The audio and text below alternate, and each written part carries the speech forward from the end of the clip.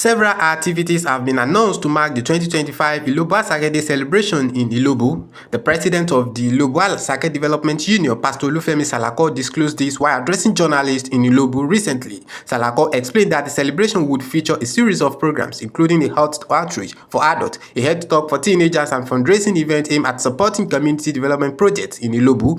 He revealed that Governor Ademola Adeleke is expected to lead a host of dignitaries to the celebration and fundraising program. Other notable personalities expected include the Asiwaju of Ilobuland, Chief Azeez Kolade, and the former Deputy Speaker of the House of Representatives, Right Honorable Lasun Yusuf. This year's celebration is intended to create another lasting memories, touching lives, and ultimately bring back to life the rich cultural heritage of Ilobu-Asake. The occasion shall also celebrate 9 family compounds who have been carefully selected for special recognition and awards for the valuable contributions of their sons and daughters to the development of the community and humanity as a whole. And for clarity, here are the schedule of the week-long activities that we have lined up for this year's celebration. It started last Saturday, November 1st. Last Saturday witnessed a special health program that targeted parents and guidance in particular. The event included 2 lectures on effect of teenage pregnancy and also drug abuse among underage wards. Both lectures were delivered by seasoned medical practitioners. We also had the medical kiosk where medical tests and dispensation of medication was done for all attendees. All was done at zero cost on the part of the beneficiary. The second day, which is November 2, yesterday, we had an interactive session with Osun people and Nigerians at large on the area program of the OSBC radio. I featured on that program with members of the Ilobu Day 2025 Planning Committee. Today being the 3rd day of the week-long program, this press briefing is one of the activities that is planned for today. And later today also we'll be having a football competition, part of the ongoing football competition at the Ilobu, at the St. Paul's Grammar School playing ground later this evening. Tomorrow, day 4, that's November 4th also, tomorrow Tuesday, is meant for younger ones, younger scholars, under the auspices of the Ilobu National Students Union. They'll be having a number of programs, including a spelling bee for the junior schools, a talk also on using education to shape destinies. The session will be holding inside the main hall downstairs. And on Wednesday, November 5, the final match of the football competition, ongoing football competition that will be holding at St. Paul's Grammar School. The football competition for this year was sponsored by 2 of our eminent sons in the community. So we've had like 4 weeks of football matches being played to arrive at the final that will play tomorrow. And on Thursday, November 6, will be our annual cultural program at the palace of our father, Kabiyesi Ilobu of Ilobu, Obashiru Olatoye Olaniyan. Different talents will be on display. And gentlemen of the press, you are also invited to come and witness the richness of our heritage and culture in Ilobu. Our name Ilobu is derived from a local salt, and we take pride in also showcasing this during the cultural display. The event promises to be very, very exciting. So tomorrow also again, the Ilobu Youth Assembly will be hosting an essay competition for indigent students of tertiary institutions that will be holding in this place. So 2 programs are slated for tomorrow. And on Friday, we have a special Jumat prayer, which will be held at the Ilobu Central Mosque in the evening. And then in the evening of Friday also, we shall gather here for our annual Eko night. Eko is the known traditional food of Ilobu indigenes. We are the world largest producer of Eko and exporter of Eko. You can check that. So we'll be having a core night. And what we do in a core night is actually a town hall meeting of indigenes of Ilobu, where issues bordering on development of the community, where we are coming from, where we are heading to, will be trashed out. It's always an evening-long engagement.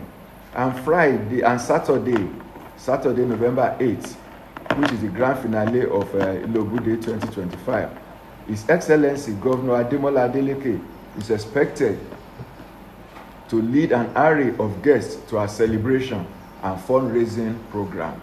The Asiwaju of Ilobu land, Chief Aziz Kolade, the former Deputy Speaker of the National Assembly, Right Honorable Lasun Yusuf, among other illustrious sons and daughters, shall be hosting a galaxy of guests from all walks of life to this year's celebration. Inclusively, like I mentioned earlier, the nine family compounds that is being celebrated this year shall also be honored publicly at that event. And on Sunday, the 9th of November, we shall be wrapping up this year's celebration with a Thanksgiving service at the St. Michael's Anglican Church, Ilobu. Our message this year, we want to specially thank the Executive Governor of Osun State, Senator Ademola Adeleke, and his cabinet for the reconciliatory efforts, and the members of the Osun State Assembly, particularly our son, Honorable Adekunle Oladimeji, the Deputy Majority Leader of the 8th Assembly, and the security agencies deployed to help protect lives and properties and sustain peace in the local government area as a whole.